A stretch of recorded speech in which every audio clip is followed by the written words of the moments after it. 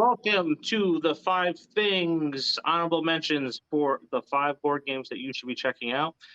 With us again is Mike Slater from Red Duke Games, and he is going to start us off with his list of honorable mentions. So, Mike, take it away. So number one, and my picks will have a theme naturally, mostly Lovecraft / Cthulhu related. Unspeakable Words. This has had a couple of editions. Should still be available. It's by Playroom Entertainment. It's Scrabble meets Lovecraft, right? So you're trying to build words out of cards that have letters on them that have point values, and you're also trying not to go mad while you spell these words out. And if you do, there's a fun mechanic where you can just start to spell complete gibberish because, well, you're nuts. So you can get very high point words like that and end up scoring these crazy things. There's a house rule that we use that you can in the game you can't use proper nouns, but we allow proper nouns from Lovecraft's stories. So if you can actually use a character or a place that's a proper noun and you can actually spell it, then that's allowable in the game. But that's just a Red Duke Games house rule. A lot of fun. My other pick is Codenames. Have you guys seen this thing? No. Well, you have a team. You have 2 teams, and you have this grid of words, and about half of them you're like secret agents, right? And the person each turn who is leading the turn is trying to get the other people on their team to pick the correct cards by giving them clues, because those are cards that have their agents on them. If you pick the other team's agents, you give them points, which of course you don't want to do. And then there's an assassin somewhere in there, which if you guide your team to picking the assassin, the game is over and you lose because you got your party killed, and congratulations, you suck. But it's really a clever game, and it really makes you think. All right. Yeah, good choices there. There's a lot of interesting games that you brought up that I want to check out. Yeah. Awesome. Yeah, and the same goes. So this was cool. We didn't run over each other. So no, that's that. I thought Nightmare would have been mentioned more. But you guys mentioned some very cool games. I cannot wait to check out your games, Mike. Those are going to be awesome. Especially the Cthulhu aspect of them. The H.P. Lovecraft aspect. And I want to check out your recipe books too. Cool. Thank you so much. My honorable mentions.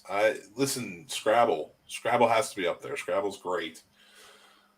And that's a game that I think everybody should, like, even when you're young, you should teach kids how to play that game and really help them, with learning their words and such. But I'm not here to send a message. That's for lame ducks. Okay. I'm here to tell you that if you want to play games, then you need to get down with Munchkin. There's so many variations of this game you can play. It's got movie versions. I love playing the Marvel version personally. I think it's a lot of fun. But I think I have like 17 different versions of this game in some capacity, from the original to Wizard of Oz to Call of Cthulhu. There's so many different awesome versions. The Harry Potter version. They're all sitting upstairs. We have a lot of fun with them. It's a great card game. That's sort of it's like it's a card game that harnesses the experience of D&D in a smaller way that I really enjoy, and you really screw over a lot of people with. It's fantastic. Yeah. But my honorable mentions, so very close to you, Mick. I have Checkers. Not chess, but checkers. So that's a game that me and my youngest daughter, we always battle on. And she's gotten very good at it. So we've actually hit the point now where we end up in ties a lot of the time. So Awesome. she's been hell-bent on figuring out my strategy when it comes to playing me on that one. The other one is Yahtzee by Milton Bradley. I think like you, Mick, saying when it comes to words and learning how to spell, it's a good game for math for kids. They all seem to get into it. So that's another good game that I like to play. And then if not Scrabble, I would go with Upwards. I played that when I was younger, and I liked playing with that one too. So that's my honorable mentions. Love it. All right. So you invited a game designer to your game discussion. So Yes. forgive me if I have something to say about, like every other thing. When your daughter figures you out for checkers, come check out our game Catawampus. It's like checkers, but you can only move diagonally, and it's got this cat monster theme, and it's like I said, it's aerodynamic. If you need to use it as an improvised weapon, it's Oh, yeah. Nice. So 100% made in the USA, packaging and everything. Also did very well at COGS. Man, this steampunk crowd showed up to buy games. I don't know what happened, but I love it. It was cool. So I don't know if we have. No, that's my fault. I don't have that up on the website yet, but I will. all right.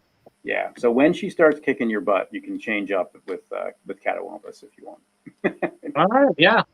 I'll definitely check that out. Let me know when it goes up on the site so I can pick that up. Will do.